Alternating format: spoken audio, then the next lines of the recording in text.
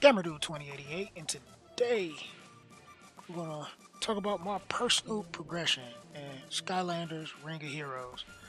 So let's go ahead jump into our Skylanders. We've been grinding through the game. I guess we not exactly at the earliest of progression anymore, but we getting in there. And our main core units happen to be Whirlwind, Blades, and Spitfire. They've been pretty much doing most of the work as of late, but we do also still use Grilla Drilla and an Enigma, and then we use High Vote as well. Been trying to work on High Vote, but he's one of those semi-farmable units, so you can farm the stage 7 to get his pieces. I've been requesting from the guild. As much as I've been able to summon him and get lucky, so it's a little bit of a challenge there. We also working on a few other units like Snapshot, somewhat of Chill and Blast Zone. I was kind of messing around with Wham, but I opted out of Wham for Snapshot because everybody's building Wham, and then I like being different.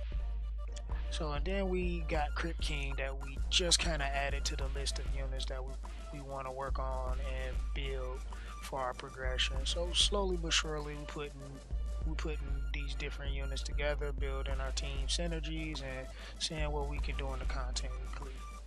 So far I only had 2 6-stars, which is Whirlwind and Blades. And we're currently working on Blades Awakening. See that we're kind of close.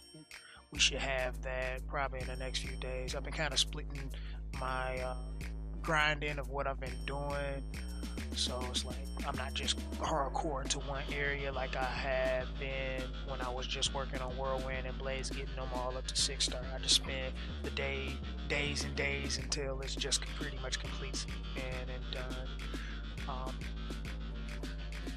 We're not really doing much else. I figure I'll probably do the Whirlwind Awakening at some point. I don't think it's quite important right now, and hopefully we can get some pieces for Spitfire so we can get them to 6-star, at least +2, right? We was lucky enough to get the +1. Hopefully we can get the +2, but really the thing is to be able to get our High Vote. Our Snapshot's completely farmable, so at some point we'll get him together, but get our High Vote, our Chill, our Blast Zone together, and I've been somewhat farming Crypt King, so we'll be getting him all put together. But let's talk about like our team comps and things like that. So besides just farming for shards and the adventure and the distorted, we have gotten all the way up to B7, and then our B17, the little standard little setup. I've been switching things around, just playing around just to see what I can do different with the set, with my standard team. They pretty much just burst the boss down.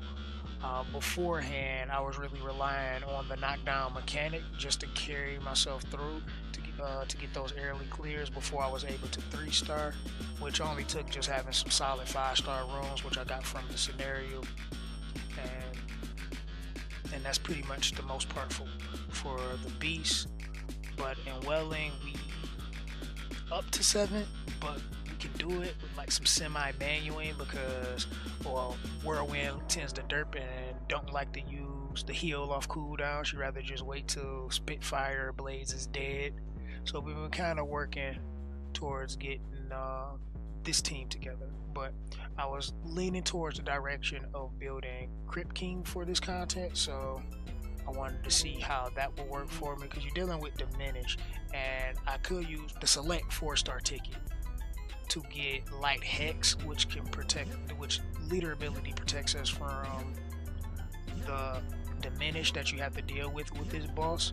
But the problem with that is running her will be like running a 2-man because she would die because I'm not able to really build her. Even if I did put runes on her, she's really only there for the immunity from the Diminish, and it would require me to build up Broccoli Guy as well to support my team because I would have to take Whirlwind out just to be effective because I would need Spitfire to clear the ways and Blaze to have the extra single target DPS. So that's been a little bit of a hassle, so I'm hoping Crypt King can maybe shake up some things and help me out a little bit in regards to that matter. So if you have been following my Mirage Tower series, you see that we've gotten up to 50. I really haven't touched it since I did the 50 video, but we're nearing the end. More likely going to do 55 and 60 to finish it off. I'm not sure what's to come or what to expect, but once we get there, we get there. So that's probably be like some of next week's content and videos that we'll be working on. So it's not really much I can say about the Mirage, other than having that second team is pretty clutch. So you know, we're using our other main extra units. Is like I've been building on high volt and been trying to get high volt, and I would like high volt to be in this team and take out Spitfire, so I can run the whole knockdown mechanic, and because it's really is effective in the Mirage Tower just because of the relatively low endurance count, so we can have the boss knockdown pretty fast. The only issue is, since high volt is not built as good as I would like high volt to be, and Blades is not really the best at clearing waves. I mean, since he only has single target attacks, he's not going to clear fast, which is not really a problem. The speed in Mirage isn't important, just being able to clear is important, and Blades don't like the crit. We need to work on that. And speaking of that, let's go ahead and check out our runes. So we're back here, take a look at our little units and everything, and the status in their runes. Like, I personally build my Whirlwind tanky because she's been pretty much clearing the content for me. It's like usually it ends up Whirlwind if Blades and Spitfire dies, Whirlwind, and then I5 when I need I5 to do her job. Which for you guys that don't know who I5 is or what I5 does, we can just take a look at the skill. But basically I5 helps with the whole endurance damage and the knockdown mechanic. So slams an enemy down hard and deals a bonus hit, which decreases endurance by 2. So she already does 2 extra damage. She does this for about 3 times before she gets called back. Pretty effective, and since I got her 5-star plus 3, I think that is plus 3. Yeah, plus 3. Relatively tanky, so it can take a hit for the most part. Oops, went too far back. Right. So I got 4 energy on my Whirlwind, running attack, HP. Is this a better HP? Yes, it is. We should level that up at some point in time so we can replace it because it's flat. At some point in time, we're not going to worry about that right now. But yeah, that's the basis for that. I know some people build it with more attack for stronger heals, but I don't think it's been necessary for me to have like a really high healing output because our heals are relatively good. I mean, and I still got a few levels for it to go, so the heals are going to continue to get stronger. So being tanky is more important just for the survival aspect and being able to add in that extra damage later because she does some pretty decent damage. Now for Blades is relatively tanky, but Blades is like a bruiser. At least I got Blades built in a bruiser style. I mean, the multipliers on his damage isn't really high, but it does do a decent amount of damage if you build Blades more so for the damage rather than just pure tank and the counter.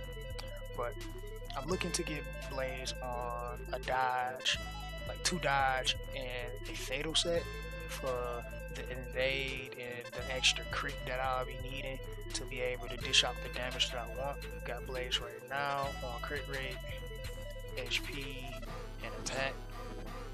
So this is like kind of the build that I'm going for.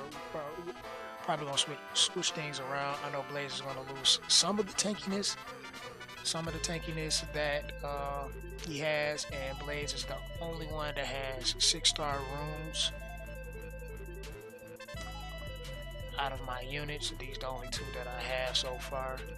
This one I'm kind of looking to bring to plus 15 because it's pretty decent. I mean, got the attack stats and everything, the crit rate. This will actually be really good for Spitfire at some point, but we just got to get better rules for Blades overall to make that swap.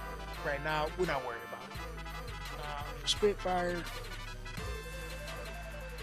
Yeah, we're running the focus and the strike sets.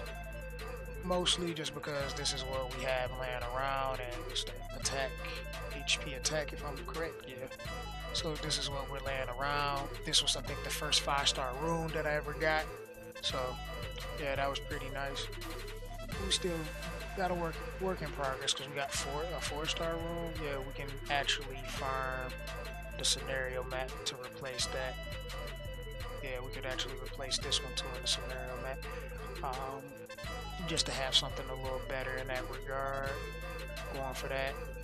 He does have my best attack running at 5k, 5.1. And the HP helps just a little bit of the extra tankiness.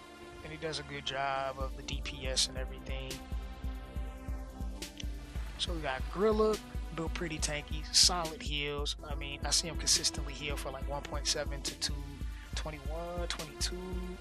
I think, yeah, 21, 22, about, yeah, somewhere around there, and healing, which is really strong. The only thing is I use Gorilla mostly in Mirage now, just for the extra support. If you've been seeing some of those videos, a lot of time Gorilla is one of the last units to survive, so that's been pretty helpful for me. Not too much going on, just on 2 sets of energy and ward, running defense, HP. Then for Enigma has like the worst of the worst because I haven't really touched Enigma's rune. Still rocking like 3 stars, like 4 stars to only 5 stars. So Enigma's not really got nothing going on. What's that attack? HP, yeah. Had the one attack just because I want Enigma to do some extra damage on the side. So since I'm only really using Enigma, like once again, just like Gorilla for Mirage, then Enigma's not doing too much.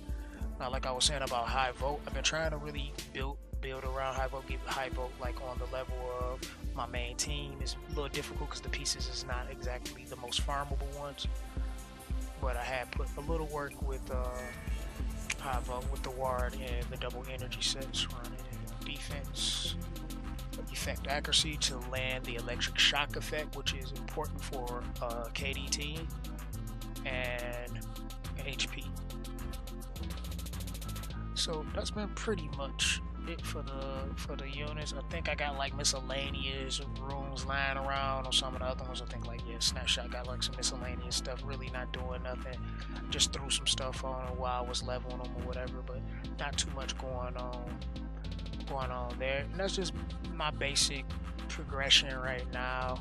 We have happened to make it to Masters 1 and Arena. That's pretty shocking to me. I didn't think I would actually make it up to the Master level, but we actually kind of got there. I think Arena's fairly easy, so I mean anybody can climb.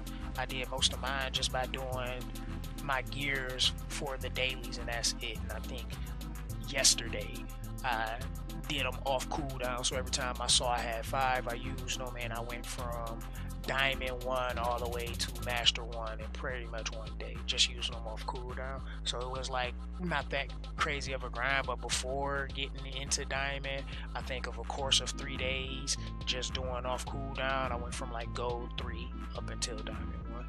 So it doesn't really take much to climb, at least to this far. I'm not sure how about getting into Masters 2 is really going to be like, because that's top 100 and Masters 3 is top 50. So we're talking about the big boy game there, which I think if I grind hard enough, I should be able to get high into Masters 1, maybe into Masters 2, but we'll see until then. But that's all for my progression. If I've got anything, I guess I'll talk about it in the next video or something, or maybe briefly in another video as we go along.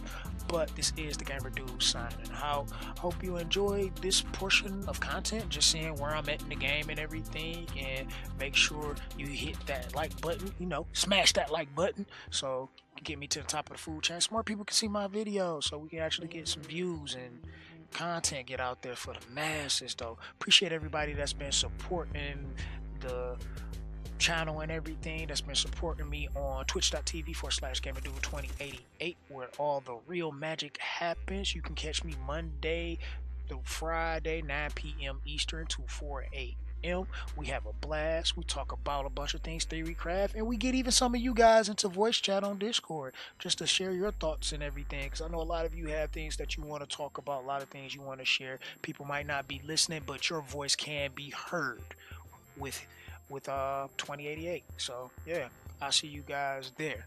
Deuces.